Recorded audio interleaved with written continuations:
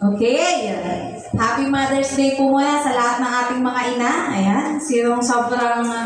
I was sobrang touched sa message ngayon kasi connected siya sa ipapatuto ko bilang But before that, I want us to read kasi nag-connect sa word ni Pastor Susan. Sa Psalms 139:13-16, yun din yung post ko sa Facebook ngayon for Mother's Day.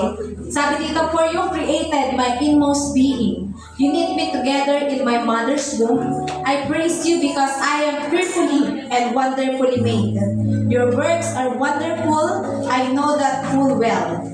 My frame was not hidden from you when I was made in the secret place. When I was woven together in the depths of the earth, your eyes saw my unformed body. All the days ordained for me were written in your book before one of them came to be." And isa lang din po sa nag-connect din na message para sa akin is, sabi ko pag magigiving ako, ito talaga yung magiging message ko. Yung dun sa Marcos, nasa Mark 12:41-44, na kung saan ay dito po ay nagbigay ang isang byuda. Ayan, dahil di ba sa story sa Bible, pag byuda ka kasi, wala ka ng asawa, di ba? Yung mga anak mo may kanya-kanya ng pamilya, so wala ka ng source of income, di ba? Wala ka ng pera, kumbaga, kung ano lang yung halimbawa, naiwan sa'yo nung namatay yung asawa mo, or nawala na yung mga anak mo, or kung wala kang anak, di ba? Is yun na yung magiging last na pera mo. But in here, babasahin ko lang po siya in Tagalog para medyo may alam kayo. Yun lang 13-16. Sabi dito, di pala 13-16, yun yung binasaksa sa Psalms. Sabi, "Ang kaloob ng byuda, naupo si Jesus sa tapat ng hulugan ng mga kaloob sa templo at pinagmasdan ng mga naguhulog ng salapi. Napansin niyang maraming mayayaman ang naguhulog ng malalaking halaga. Lumapit naman ang isang byudang dukha at naghulog ng 2 salaping tanso. Tinawag ni Jesus ang kanyang mga alagad at sinabi sa kanila, 'Sinasabi ko sa inyo, ang inihandog ng byudang iyon ay higit na marami kaysa sa ihulog nilang lahat. Sapagkat ang lahat ay nagkaloob ng bahagi lamang ng kanilang kayamanan, ngunit ang ibinigay ng babaeng yun, bagamat siya'y dukha, ay ang buo niyang ikinabubuhay." So, dito sa example po na ito, ay hindi niyo nakikita na tayo kasi bilang mga tao ay ito lang, 10% lang ng sweldo ko yung bibigay ko kay God. Okay na yan.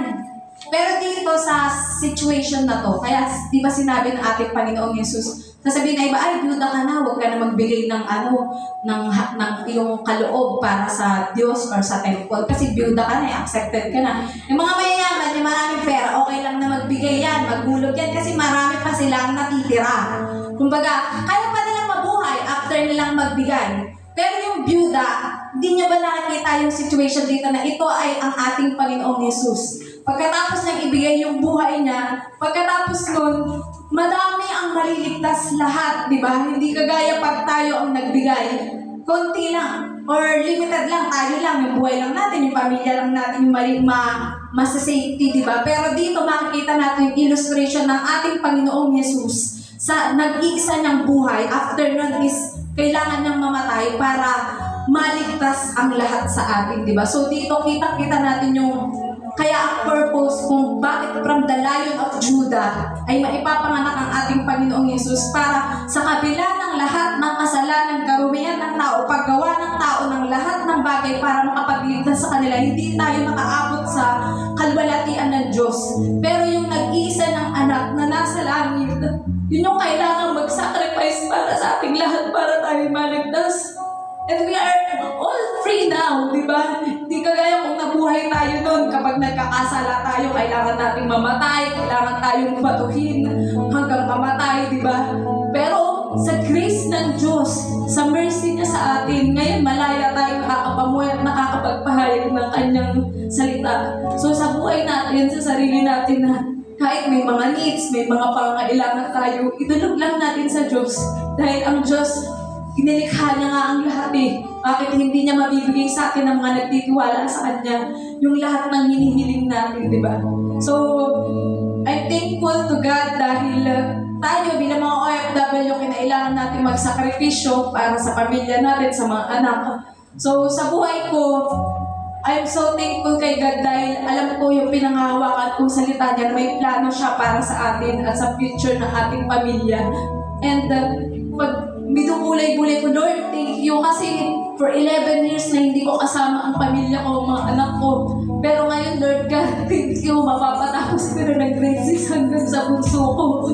And yung wisdom na ibinibigay ng God sa mga anak ko at protection sa kanila para hindi sila mapahamak habang nagtatrabaho at nagsasakripisyo tayo dito sa ibang bansa is nakikita natin na nangyayari sa kanila. Kaya sabi ko, Lord, sobrang thank you, Lord God. Kaya uuwi ako magpapakasyon ng Panginoon para yung fruit ng labor ko ng sacrifices is yung di ko ma-imagine na aakyat ako yung magbibigay sa kanila ng award nila para sa yung wisdom na binigay sa kanila ni God is nangyari sa buhay nila habang kahit wala ako dun sa kanila. Pero yung pag-iingat ng God is laging nandun, di ba? Kaya thank you sa kay Lord sa lahat and magbigay na po tayo. Amen.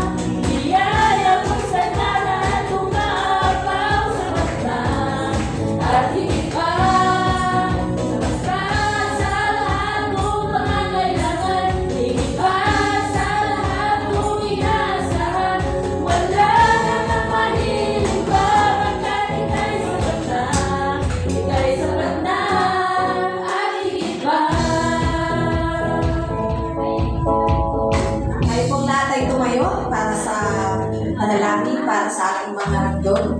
Ama namin Diyos na makapangyarihan sa lahat, nagpapasalamat po kami, Panginoon, na sa mga handog na ikaw na pinagkaloob ng bawat isa sa amin, Panginoon. Alam niyo po, ang lahat ng mga aming pangangailangan, Panginoon, and I know, Lord God, that you will provide for all the things that we need, Lord God. At salamat, Panginoon, dahil sa pinakamagandang handog na ipinagkaloob ng inyong anak na si Jesus sa amin, Panginoon, ang inyong grace, Panginoon, ang inyong love and mercy, Panginoon, ay nangyayari sa amin ngayon, Panginoon. Kaya kami malaya, Panginoon, na ipagkaloob ang mga bagay na ibinibigay niyong una sa amin, Panginoon. Nawa, Panginoon, ang mga biyayang ito ay magamit para sa ikalalawig ng inyong gawain dito sa lupa, Panginoon, hanggang sa muling pagbabalik ng iyong anak na si Jesus, Panginoon. Muli, binabalik po namin ang lahat ng papuri at pasasalamat sa tanging pangalan ng iyong bugtong na anak na si Jesus. Amen.